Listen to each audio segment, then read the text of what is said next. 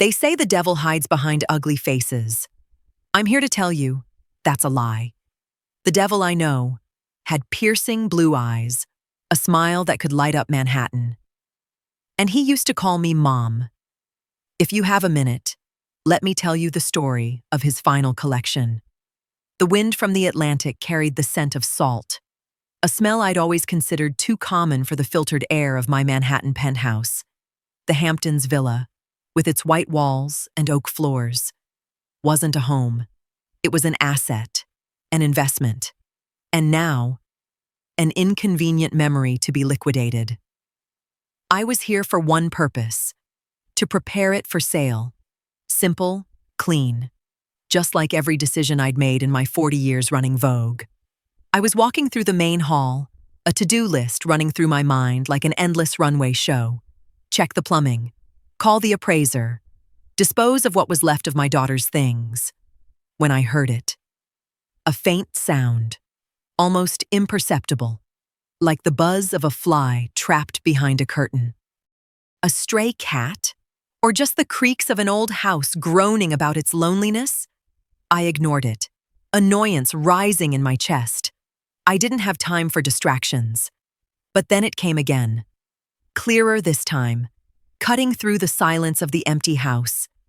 It wasn't a creak. It was a whimper, a muffled, desperate sob, as thin as a silk thread. My heart, an organ I had trained to beat only for deadlines and profit margins, skipped. I stood still, listening. The sound seemed to be coming from the end of the hall, from the door leading down to the old wine cellar, a place no one had entered in years, not since my husband passed. I walked towards it, the click of my stilettos on the oak floor an anxious rhythm in the quiet. The door was locked, not with the old, rusted latch, but with a brand new general padlock, its polished steel gleaming in the dim light. A chill ran down my spine, colder than the sea breeze outside. Julian had told me Lily was at a summer camp in the Swiss Alps. He'd even sent me a photo of her beaming beside a dairy cow, with the text, "See, Mom, she loves the fresh mountain air." A photo that looked perfect. Too perfect. Like a page from one of my own magazine spreads. The whimper came again, more desperate now, followed by a broken word. "Grandma?" Time stopped. The fresh mountain air, the new lock, the faint call. The pieces began to click into place, forming a horrific picture my mind refused to accept. My professional composure shattered. I didn't call 911. I didn't scream. The reflex honed over decades of crisis management took over. I did what any CEO does when faced with an obstacle. I removed it. I stormed into the utility shed, past boxes of dusty memories, and found a steel crowbar. Back at the door, I slammed it against the lock with a strength I didn't know I possessed. Each strike a wordless, furious roar. Metal shrieked against metal, the sound deafening in the house. The lock burst. The door flew open, revealing a musty darkness and the smell of cold earth. And there, in the corner, huddled on the stone floor, was Lily. She wasn't the vibrant granddaughter from the photograph. She was a small ghost, her eyes sunken in a gaunt face, her lips cracked, her designer clothes now filthy and rumpled. Beside her was nothing but an empty water bottle and a piece of stale, hardened bread, looking as if it had been thrown there in contempt. When I lifted her, her body was as light as a broken-winged bird. She looked up at me, her large, innocent eyes filled with confusion and fear. "Daddy Julian said it was a game of hide-and-seek," she whispered, her voice a hoarse rasp. "He said you would never find me." The wail of the ambulance siren was a piercing shriek, tearing through the placid quiet of the Hamptons. I sat on the hard bench, clutching Lily to me, her small body trembling uncontrollably. I'd wrapped her in my cashmere coat, but the cold seemed to radiate from within her, a bone-deep chill born of fear and exhaustion. The paramedic was inserting an IV into her thin arm, and Lily didn't even flinch. She had already passed some threshold of pain a child of 8 should never know. I held her other hand. It was limp and cold, and inside that screaming siren, the memories I had so carefully buried under piles of work, under transatlantic flights and endless meetings, rose like a tidal wave and drowned me. I remembered my daughter, Amelia, Lily's mother, struggling with the invisible monster of postpartum depression. Her pale face, her forced smiles, the way her eyes were always glistening with unshed tears. I remembered her desperate phone calls, her voice trembling on the line. "Mom, I need you. I'm not okay. Lily misses you." And I remembered my reply, cool and distant, spoken from a chic hotel room in France with the Eiffel Tower sparkling outside my window. "I'm in the middle of Paris Fashion Week. Darling, it's absolute madness. I can't get away. We'll talk later." I had said later as if it were a promise, but it was an indefinite postponement, a way to shelve a messy, emotional problem I had no tools to solve. My world was built on clean lines, decisive action, and profit. Love, for me, also had to be efficient and orderly. Amelia's pain was not. It was chaotic, unpredictable, and it demanded the one thing I was always short of: time. But later never came. Amelia was gone, leaving behind a void and a small daughter with her exact same eyes. Back then, I let the monster of depression take my daughter. I told myself it was an unavoidable tragedy. But now, looking at Lily's gaunt face, I realized a more horrifying truth. My absence, my distance, hadn't just been neglect. It had created a vacuum, a space into which another kind of monster had slithered. A monster disguised as a charming, grieving son-in-law, Julian. At the hospital, the doctor said Lily was suffering from severe dehydration and malnutrition. "Another day or two," he said, his voice grave. And it might have been too late. Those words were a physical blow, and that's when the decision formed. Not in the heat of anger, but in the ice-cold stillness of regret and terrifying clarity. I would not call the police, not yet. A quiet arrest wouldn't be enough. Julian was a master performer, a social chameleon. He would cry, spin a tale of a tragic misunderstanding, maybe even claim Lily locked herself in while playing, and he'd been searching frantically for her. He would convince the world he was just trying to protect her from an unstable, grieving grandmother. He would make me the villain. No. He had built his stage with my daughter's money and our family's pain, and I would let him have the final performance of his life on that very stage. Tomorrow, at New York Fashion Week, Julian was set to debut the Lily collection, a tearful dedication to his late wife. The entire fashion world would be there. Anna Wintour would be in the front row. The press would be poised to capture every moment of the grieving father and husband. He thought it would be his coronation. He had no idea it would be his judgment.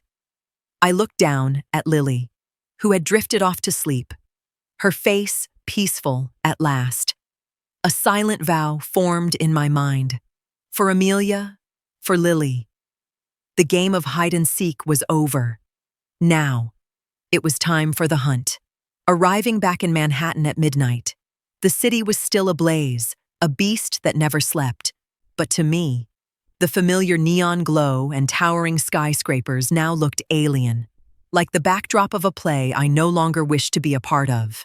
My penthouse, with its panoramic views of Central Park, had always been my fortress, a sanctuary of order and control.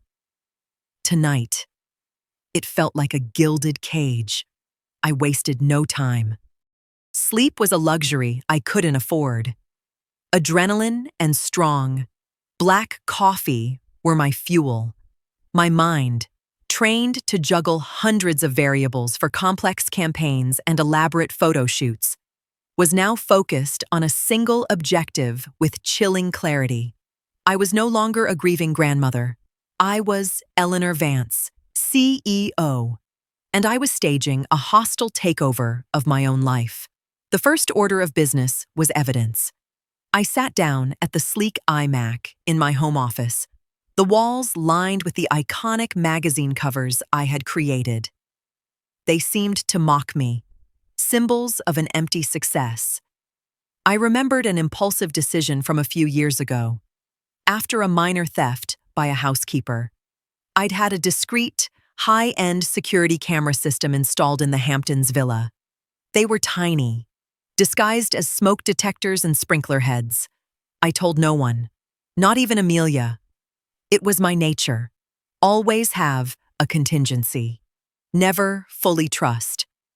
Julian certainly didn't know about them. He was far too arrogant to imagine he was being watched. I logged into the cloud storage system, my heart hammering against my ribs. I navigated to the files from 3 days ago. My hand, which never trembled when signing million-dollar checks, was now shaking as I clicked play. And I saw it all. The video quality was horrifically clear. Julian, dressed in white linen, dragged a crying, struggling Lily down the hall. She was begging, "Daddy, please don't. I'm scared of the dark." He didn't answer. He opened the cellar door, and he didn't just put her inside. He threw her in, violently, like one discards a bag of trash. Lily crumpled to the stone floor. I heard his laugh. Not a loud one, but a cold, contemptuous snort. "Have fun, my little inspiration," he mocked. Then he locked the door. The click of the padlock final. He stood there for a moment, and I could see his face on the hallway camera. No remorse, no hesitation. Just cold satisfaction. He pulled out his phone, and I heard him muttering to himself as he reviewed something on the screen. "Just need this brat to disappear, and everything is mine. The whole estate. The legacy." He was looking at the very picture of Lily in Switzerland that he had sent me. It was a calculated, detailed cruelty. He wasn't a gold digger. He was a vulture waiting on a corpse, and he was actively creating it. I felt sick. I had to turn away and take a deep breath to keep from vomiting on my desk. Then, with iron resolve, I downloaded the video, made multiple backups, and saved them to encrypted drives. This was no longer my word against his. This was irrefutable truth. Next, I started digging into Julian. As the publisher of Vogue, I had access to every corner of the fashion industry. I called my financial editor at 2 a.m. "I need everything on Julian Vance," I commanded, my tone leaving no room for refusal. Bank accounts, his show's investors, his debts. I want to know his shoe size if you have to. By dawn, an encrypted email arrived. The picture was worse than I'd imagined. Julian was drowning in debt. The Lily collection wasn't just a show. It was his last gamble. He had wooed investors with his tragic story, using Amelia's death and Lily's existence as a marketing tool. He had mortgaged their Manhattan townhouse, and Lily's trust fund, which he couldn't touch until she was 18, was the ultimate prize. Getting rid of Lily would allow him, as sole guardian, to petition the court to release funds for extraordinary expenses. I stared at the intricate financial map of his deceit. I wasn't just looking at a crime of passion. I was looking at a meticulously planned financial crime. And that, I knew how to fight. My phone rang at 9 a.m. The caller ID read, "Julian." I took a deep breath, closed my eyes, and put on the icy mask I had worn for my entire career. I had to be Eleanor Vance, the cold queen of fashion, not a heartbroken grandmother. I answered. "Julian," I said, my voice even and cool. "What is it?" "Mom." His voice on the other end was filled with perfectly feigned concern. "I've been trying to reach you all night. Are you all right? I heard you went out to the Hamptons." "I'm fine," I replied. "I had some business to attend to." A pause. I could picture him processing, his cunning mind racing. "Did you notice anything unusual?" he asked, a probing question disguised as care. "Unusual? What do you mean?" I kept my voice a complete blank, an impenetrable wall. "Oh, nothing. Really. It's just—" The groundskeeper mentioned a broken lock on the cellar door. Must have been an attempted break-in. "You should be careful." He was planting a narrative, a plausible explanation for what he knew I had found. He was offering me an easy out, hoping I would take it, that I was too old, too tired for a confrontation. "I'll have it looked at," I said dismissively. "Thank you for the concern. And how is Lily? Is she still enjoying camp?" I threw out a lure of my own, to see how he would play it. He didn't hesitate. "Oh, she's having a blast. I just talked to her this morning. She said the air is amazing, and she's made a new friend from Germany. You know how social she is." He lied so smoothly, without a flicker of doubt. The pathology of it was chilling. He wasn't just deceiving me. He was actively erasing Lily's real existence and replacing it with a convenient fiction. "Wonderful," I said. "And the show tonight? Is everything ready?" I changed the subject, playing the part of the mother-in-law interested in her son-in-law's career. "Oh, Mom, it's going to be epic. Everything is perfect. It's a night to remember Amelia. I wish she could be here to see it. And I wish you could come. Your presence would mean the world to me." An invitation. He didn't just want me silent. He wanted me complicit. He wanted me in the front row, a symbol of approval, a seal of validation for his tragic narrative. The audacity was breathtaking. "I'll see," I said. "Things are quite busy on my end. Good luck, Julian." I hung up before he could say another word. I put the phone down and realized my hand was clenched so tightly my knuckles had turned white. I had done it. He suspected nothing. He still believed he was in control, that I was the same distant, easily managed old woman. He had underestimated me. It was always the biggest mistake people made when they went up against me. But the call also showed me something else. His cruelty knew no bounds. He wasn't just ruthless. He was enjoying the game. He delighted in the deception, in the manipulation of emotion. He was a classic narcissist, a predator disguised as a grieving artist. This was no longer just about getting justice for Lily and Amelia. This was about stopping a monster before he could destroy anyone else. My plan had to be flawless. There was no room for error. I spent the rest of the day making calls. I didn't use official channels. I called personal numbers. Favors I had banked over years. A former editor I had saved from a scandal. A photographer to whom I had given his first big break. A security expert I had on retainer for Vogue events. They all owed me. And today was collection day. "I need a favor," I said to each of them, my tone allowing for no refusal, no questions, just do exactly as I say. The pieces of the plan began to fall into place, an invisible web being woven around Julian's spectacular stage. He was preparing for the performance of his life. He had no idea I was the director. The day of the show. The very air in Manhattan seemed thick with anticipation. Julian Vance's name was everywhere. On fashion blogs, in society columns. He was being hailed as a tragic new talent, a phoenix rising from the ashes of grief. Reading the praise, I felt a bitter taste in my mouth.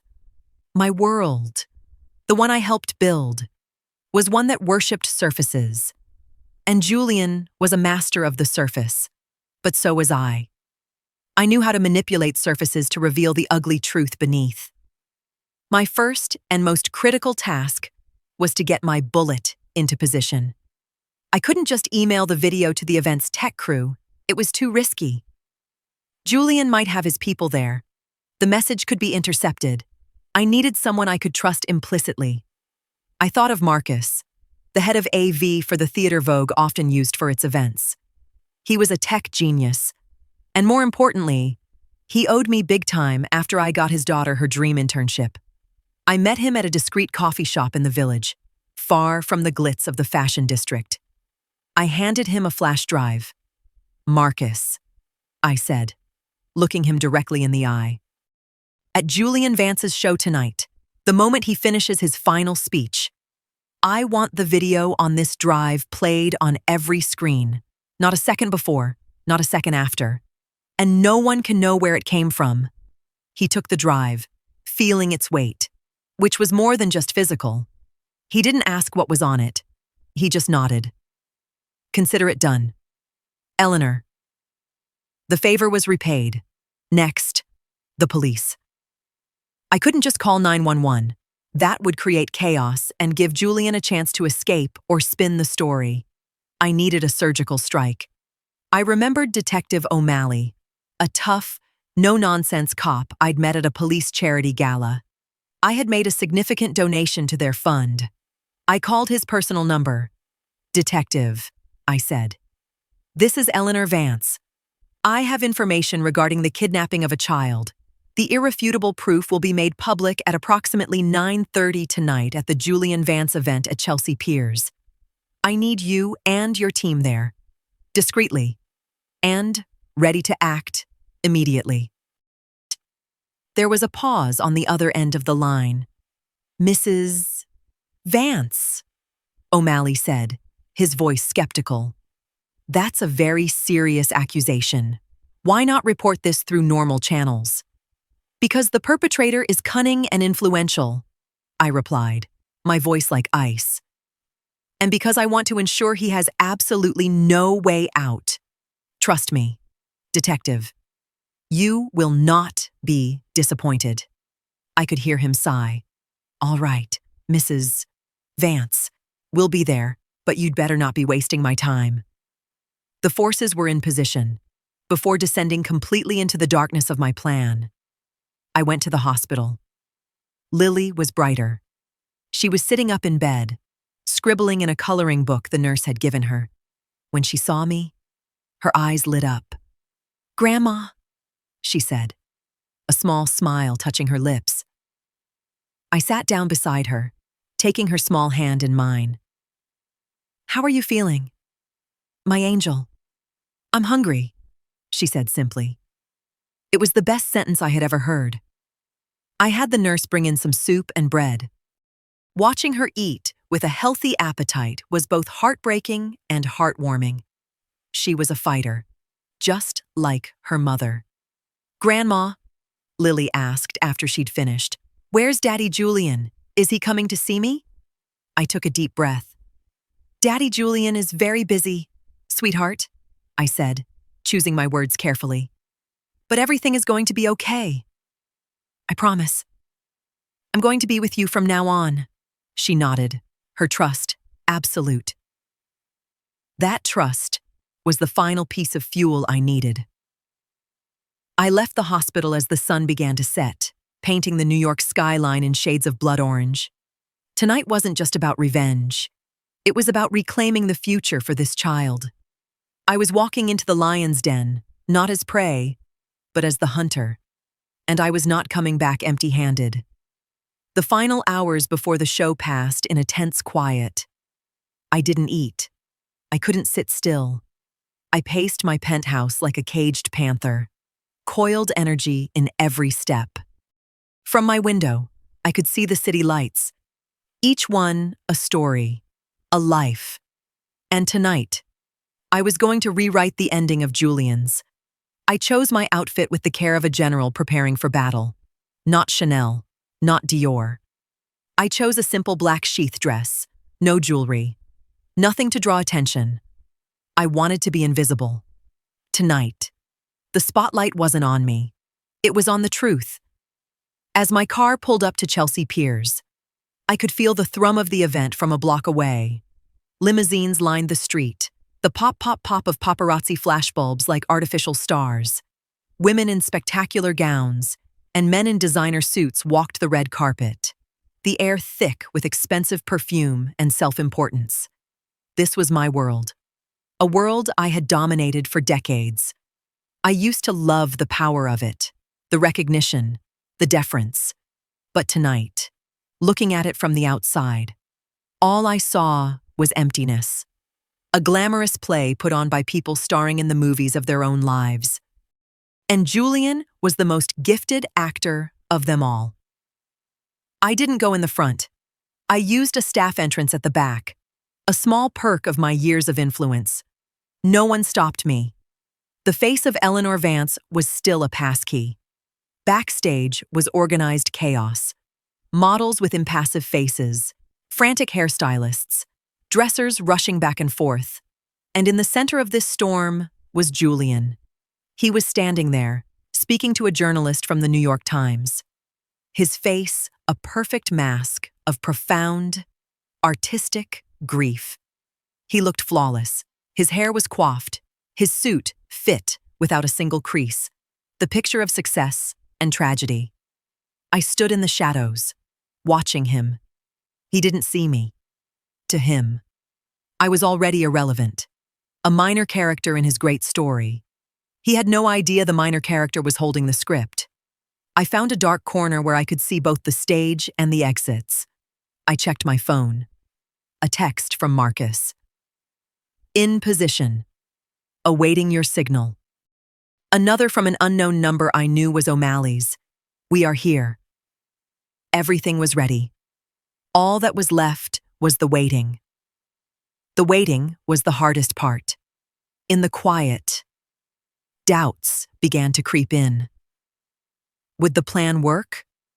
Could something go wrong? Was I doing the right thing, turning a private tragedy into a public spectacle? But then I thought of Lily's face in that cellar, small and terrified. I thought of Amelia's voice on the phone, desperate and alone. And the doubts vanished. This wasn't a spectacle. It was an execution, a public unveiling for a crime committed in the dark. Julian chose this stage. I was simply bringing down the curtain. The music began to swell, a driving electronic beat that signaled the show was about to begin. The crowd settled. I could see Anna Wintour in the front row, her signature sunglasses hiding all emotion. I took a deep breath. It was time. I moved from my corner, melting into the shadows of the wings. I was no longer Eleanor Vance, CEO. I was no longer a grandmother. I was an instrument of justice, and I was ready. The house lights dimmed to black. A pregnant silence fell over the cavernous space. Then, a single, sharp beam of light hit the runway, and the first model emerged. The music surged, powerful and haunting. The show had begun. I stood in the wings, a shadow among the glittering garments and painted faces. From my vantage point, I could see everything. The models glided down the runway, their bodies living hangers for Julian's creations. I had to admit, as much as I hated him, the collection was beautiful. Gowns of silk and organza, with cuts that were both daring and delicate, had an ethereal, sorrowful beauty. He had stolen my daughter's pain and turned it into a marketable product. He had commercialized our tragedy. It made his actions all the more monstrous. I looked out at the audience. Hundreds of faces, all captivated by the illusion on the stage. They saw beauty. They saw talent. They saw the story of a widower honoring his lost wife. They didn't see the lie. They didn't see the monster hiding behind the seams. I glanced at Julian, who was standing on the opposite side, just behind the curtain. He wasn't watching the models. He was watching the audience. He was drinking in their admiration, basking in his success. A self-satisfied smirk flickered across his lips for just a second, before he caught himself and replaced it with his mask of grief. I saw it, that one moment of truth, and it hardened my resolve. Time became a dreamlike blur, model after model, look after look. The energy in the room built, murmurs of appreciation, the click-clack of cameras. It was a success, a smash hit. Julian had done it. He had conquered the fashion world. And then, the final model appeared. She wore a black wedding gown, a dramatic, heartbreaking creation. As she walked the length of the runway and returned, all the other models emerged, lining up behind her. The moment had arrived. The music faded, and, in unison, the models bowed. The room erupted in thunderous applause, a standing ovation. Cries of "Bravo!" filled the air. Julian emerged from behind the curtain to take his bow. He was in his perfect Tom Ford suit. He walked to the center of the runway, and the applause grew even louder. He bowed his head, placing a hand over his heart, his eyes theatrically moist. He lifted his head, looking out at the crowd, letting them see his pain and gratitude. He raised a hand, and the crowd slowly quieted, waiting for his speech. I gave my signal to Marcus, a slight nod that only he would see. He nodded back. It was armed. "Thank you," Julian said, his voice catching perfectly in the microphone. "Thank you all for being here tonight. This isn't just a collection, it's a love letter. A farewell." He paused, as if choking back a sob. The room was utterly silent. "I dedicate this collection," he continued, "to my beloved wife, Amelia, whose beauty and spirit inspired every stitch, and to our little girl, Lily, my eternal inspiration." The room exploded in applause again, this time mingled with audible, emotional sniffs. He had them. He had them completely. He was a king on a throne of lies. That's when I moved. I stepped out from the darkness of the wings, my heels making no sound on the runway. My silent approach, in contrast to the roaring applause, drew the attention of a few people in the front row. Julian, basking in the adoration, didn't see me at first. It was only when a few hesitant claps faltered and died out that he turned. He saw me, and a brilliant, genuine smile broke across his face. He truly believed I had come to congratulate him, to embrace him, to complete the picture of a tragically united family for the world to see. "Mom!" he exclaimed, opening his arms wide. "You came!" I didn't stop. I walked right past him, to the microphone on its stand. A flicker of surprise crossed his face, then a hint of annoyance. This wasn't in his script. I took the microphone. It was cool and heavy in my hand. I looked out at the audience, at the sea of curious and confused faces. "You call this a dedication," I said, my voice, amplified by the sound system, echoing through the silent space. "I call it a fabrication." Julian froze. The smile on his face curdled, then vanished, replaced by utter bewilderment. The room was so quiet you could hear a pin drop. I glanced up at Marcus in the tech booth. He nodded. On the massive LED screen behind the runway, where Julian's glamorous brand logo was supposed to be, the image flickered and changed. It switched to a grainy, high-angle video feed, the security camera footage. A collective gasp went through the room. They saw the familiar hallway of a beach house. They saw Julian, in his white linen suit, dragging a small, crying child. They heard Lily's pleas. "Daddy, please don't. I'm scared of the dark." Then they watched, in sickening clarity, as he threw his own daughter into a dark cellar. They heard his contemptuous laugh. "Have fun, my little inspiration." The gasp turned into murmurs of horror. Cell phones were raised, recording the screen. The video played on. They saw him lock the door. They heard his cold monologue as he looked at his phone. Just need this brat to disappear, and everything is mine. The whole estate, the legacy. The truth, naked and undeniable, was being projected for hundreds of witnesses.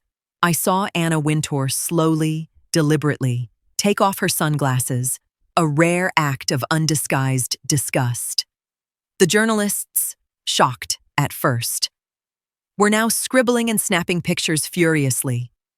Julian turned, his face as white as unbleached cotton.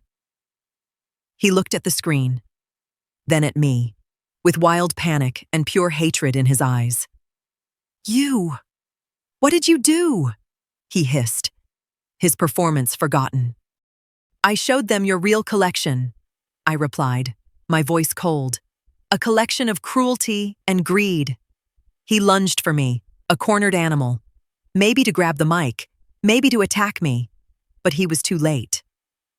From both sides of the stage, red and blue lights began to flash, casting an eerie glow across the runway. Two uniformed police officers, led by Detective O'Malley, walked out purposefully. They headed straight for Julian. "Julian Vance," O'Malley said, his voice flat and amplified throughout the room. "You're under arrest for kidnapping and child endangerment." Julian stood paralyzed. His dream had turned into a nightmare in a matter of minutes. The two officers wrenched his arms behind his back and handcuffed him. The metallic click of the cuffs was picked up by the microphone. A final, definitive sound. He was led away, past the horrified models, past the stunned audience, under the glare of 100 camera flashes. He was no longer a designer. He was just a criminal. His final collection was over. The curtain had fallen. In the days that followed, the story of Julian Vance exploded like a media firestorm. It wasn't just fashion news. It was a global headline. The Devil Wears Vance, The Wolf in Tom Ford, The Tragedy of Fashion Week. The sensational titles were endless. His investors pulled out. His brand collapsed overnight, and the high society friends who had championed him now publicly condemned him. I watched it all from a distance, from the quiet sanctuary of the hospital, where I stayed by Lily's side. I had created a firewall around her, ensuring no newspaper, no news report, penetrated her room. The world outside could be in a frenzy, but our world, mine and Lily's, was calm. I did what I should have done years ago. I chose family over work. I sent a brief email to the board at Vogue, announcing my immediate retirement. There was no lengthy explanation. They understood. My departure, much like my appearance on that stage, sent another shockwave through the industry. But this time, I didn't care. The empire I had spent 40 years building seemed small and insignificant compared to the task before me, helping my granddaughter heal. When Lily was well enough to be discharged, I didn't take her back to the Manhattan penthouse. Too many ghosts resided there. Instead, we drove out to the Hamptons. But this time, the villa didn't have the cold feel of an asset. As we walked in, sunlight flooded the rooms.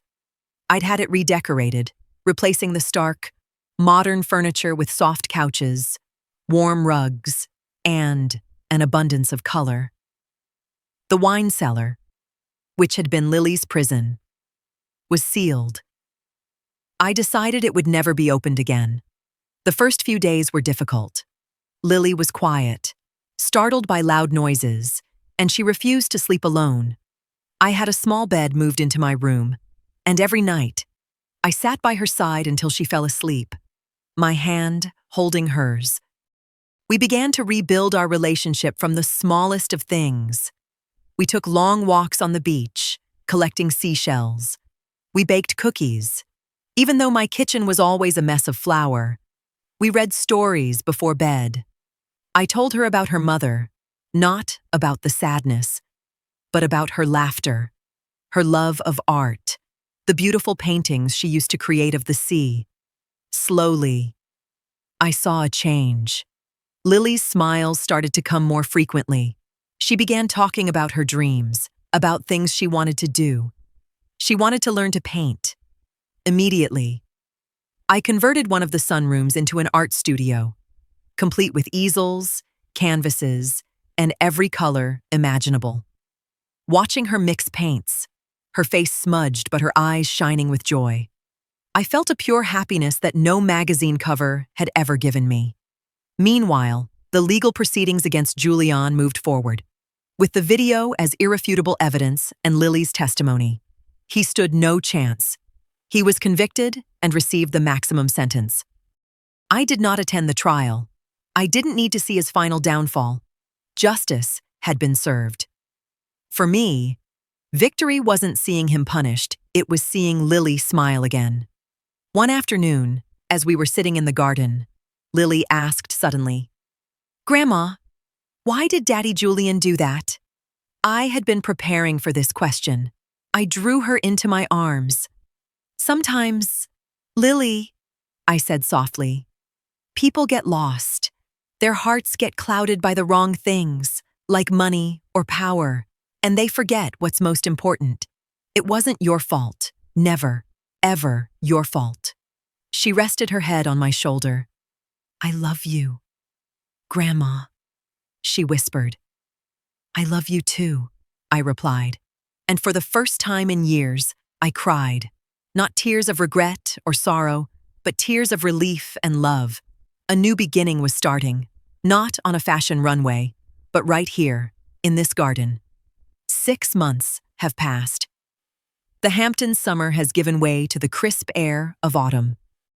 The leaves are turning, from green to brilliant shades of gold and red. Much like our own lives are turning a new, more colorful page. The beach villa is no longer for sale. On the contrary, it has found a new purpose. At the front gate, a beautifully carved wooden sign reads, "Lily's House, a center for art and healing for children." I have used a portion of my fortune to turn this place into a sanctuary. A place where children who have experienced trauma can come to find their voice through art, just as Lily has. Today is the grand opening. The garden is filled with the laughter of children. They are painting, sculpting with clay, creating vibrant works of art. Lily, no longer a shy, frightened girl, is confidently showing a group of younger kids how to mix the perfect shade of ocean blue. She has found her strength in helping others. I watch from a distance, not as a founder or a benefactor, but simply as a proud grandmother. I am no longer in my power suits. Today, I'm wearing jeans and an old cashmere sweater, the sleeves rolled up, a smudge of paint still on my hand. Looking back on it all, I realize many things. I spent my life building an empire based on perfection, on beautiful surfaces, on control. I believed that was my legacy, but I was wrong. A legacy isn't measured in the number of magazine covers you produce or the amount in your bank account. It's measured in the lives you touch, in the love you give and receive. I was so focused on curating a perfect world that I forgot that it's the imperfections, the cracks, the pain, that make us human. The real monster in this story wasn't just Julian. He was the embodiment of greed and evil, but his existence was nurtured in the vacuum my own indifference created. Silence, distance, misplaced priorities. These are their own kind of devils. More subtle ones that destroy not by action, but by inaction. I learned the hard way that love isn't something that can be scheduled or postponed. It is a presence. It is showing up. My fight on that runway wasn't just about exposing a criminal. It was my own act of redemption. It was my declaration that I would no longer watch from the sidelines. I would step into the arena, not for power, but for the people I love. The greatest satisfaction didn't come from seeing Julian in handcuffs, but from hearing Lily's laughter every day. That is the real victory.